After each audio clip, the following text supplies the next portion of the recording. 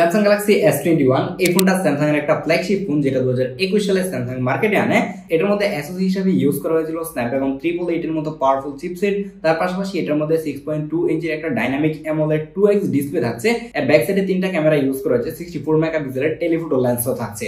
Specification শুনে হয়তো বুঝতেই পারতেছেন যে এটা একটা লাখ টাকার ফোন। হ্যাঁ, যখন মার্কেটে আসে তখন এটা লাখ টাকা ছিল, বাট এটার প্রাইস কমে এখন 2025 সালে এটা মোটামুটি 25,000 টাকা প্রাইস রেঞ্জে পাওয়া যাচ্ছে। কিন্তু এই ফোনের অন্যতম সমস্যা যেটা কিংবা এই S21টা কেনার আগে মানুষজন দুইবার ভাবে, এর কারণ হচ্ছে এটার মধ্যে ডিসপ্লে ইস্যু রয়েছে। ডিসপ্লেতে প্রচুর পরিমাণে গ্রিন লাইন এবং পিঙ্ক লাইন পড়ে যায়, তো এই কারণে হচ্ছে মানুষজন এটা কিনতে চাচ্ছে না।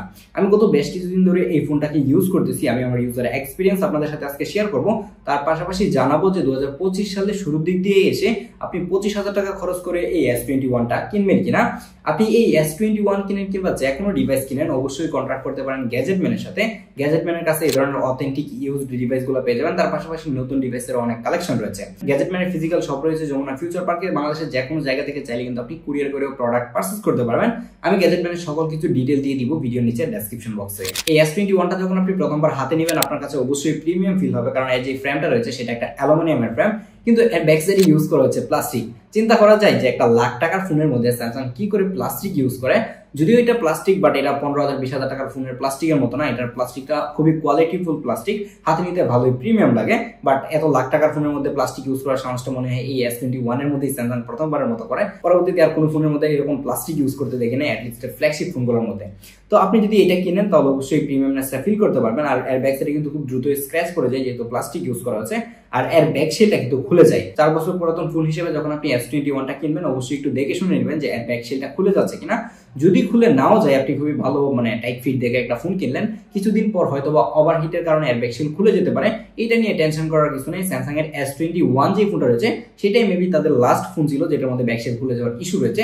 S22 থেকে কিন্তু এই বিষয়টা ফিক্সড হয়ে গেছে। এই ফোনটাতে ডিসপ্লে ইস্যু থাকলেও এই ফোনটার ডিসপ্লে যতদিন ভালো থাকবে, আপনি অবশ্যই একটা ফ্ল্যাগশিপ এক্সপিরিয়েন্স এখনো পাবেন। 4 বছর পুরাতন ফোন, কিন্তু আপনি চালালে এখনো ফিল করতে পারবেন না যে এটা 4 বছর পুরাতন ফোন।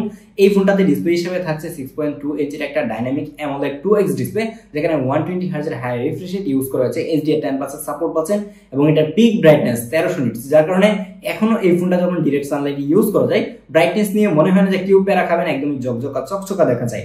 আর আপনি যদি এই ডিসপ্লেটা চারপাশে চিন বেজেল দেখেন, দেখবেন যে একদমই সিমেট্রিক্যাল। হাতে নিলে মনে হয় যে একটা ডিসপ্লে হাতে ধরে বসে আছি। এই সময় এসে যদি আপনি 30, 35 কিংবা 40,000 টাকা দিয়ে একটা নতুন ফোন কিনেন, আমার কাছে মনে হয় না যে এত ভালো কোয়ালিটিফুল ডিসপ্লেওয়ালা কোনো ফোন পাবেন। বাট একটা ডিসপ্লে যতই কোয়ালিটিফুল হোক, যতই ভালো হোক, কিন্তু এই ডিসপ্লেটার মধ্যে যদি গ্রিন লাইন পড়ে যায়, পিঙ্ক লাইন পড়ে যায়, তাহলে এই ডিসপ্লের ভ্যালু কিন্তু একদমই নাই। আর এই ডিসপ্লেরও সেম কাহিনী, ডিসপ্লেতে প্রচুর গ্রিন লাইন এবং পিঙ্ক লাইন ইস্যু হয়েছে। তারপরে যদি আপনি 25,000 টাকার কথা চিন্তা করেন, আপনি গ্রিন লাইনের ইস্যুটাকে সাইডে রাখেন, তাহলে এটা একটা বেস্ট ডিসপ্লে।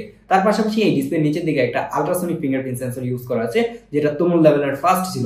এখনকার সময় দেখা যায় যে 1 লাখ 2 লাখ টাকা দিয়ে ফোন কিনলেও সেটার মধ্যে অপটিক্যাল ফিঙ্গারপ্রিন্ট সেন্সর ইউজ করা হয়ে থাকে। সেই জায়গায় আপনি 25,000 টাকা দিয়ে একটা ফোন কিনে এটার মধ্যে একটা আল্ট্রাসনিক ফিঙ্গারপ্রিন্ট সেন্সর পাচ্ছেন। এরকম 4 বছরের বুড়া একটা ফোন কেনার সময় আমাদের মাথায় সবার আগে চিন্তা আসে যে এটার পারফরমেন্সের কি অবস্থা, পারফরমেন্স খারাপ হবে কিনা। এই ফোনটা কিন্তু দুইটা ভেরিয়েন্টে পাওয়া যায়, একটা এক্সিনোস ভেরিয়েন্ট এবং একটা স্ন্যাপড্রাগন ভেরিয়েন্ট। এই কাহিনী সবসময় কিন্তু স্যামসাং রাখে, এটা আপনারাও জানেন। এটা যে স্ন্যাপড্রাগন ভেরিয়েন্ট রয়েছে সেটার মধ্যে এসওসি হিসেবে ইউজ করা হয়েছিল স্ন্যাপড্রাগন 888 যে চিপটা রয়েছে, খুবই জনপ্রিয় চিপ, এটা সবাই জানেন। আর যদি আপনি এটার এক্সিনোস ভেরিয়েন্ট নেন, তাহলে কিন্তু 2100 যে চিপটা রয়েছে সেটা পাবেন। আর আমার হাতে যে ইউনিটটা রয়েছে এটা একটা স্ন্যাপড্রাগন 888 ভার্সন, যার কারণে এটা থেকে খুবই ভালো ক্যামেরা আউটপুট পাওয়া যায়। তার পাশাপাশি স্টিল নাও এটার পারফরমেন্স অনেক ভালো।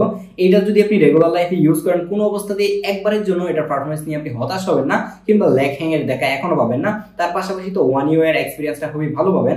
আমি এখনো শিওর না যে এটা তো One UI 7 এর আপডেট আসবে কিনা, কিন্তু এখন যে ফোনগুলো স্যামসাং এর আছে সেগুলোতে 7 বছর কিন্তু তারা মেজর ওএস আপডেট দিবে। তো সেই জায়গায় আমার কাছে মনে হচ্ছে যে এটাতে হয়তো বা One UI 7 এর আপডেট আসতে পারে। এটা নিয়ে একটু আপনি দেখে নিতে পারেন, আমি এখন দেখি নাই।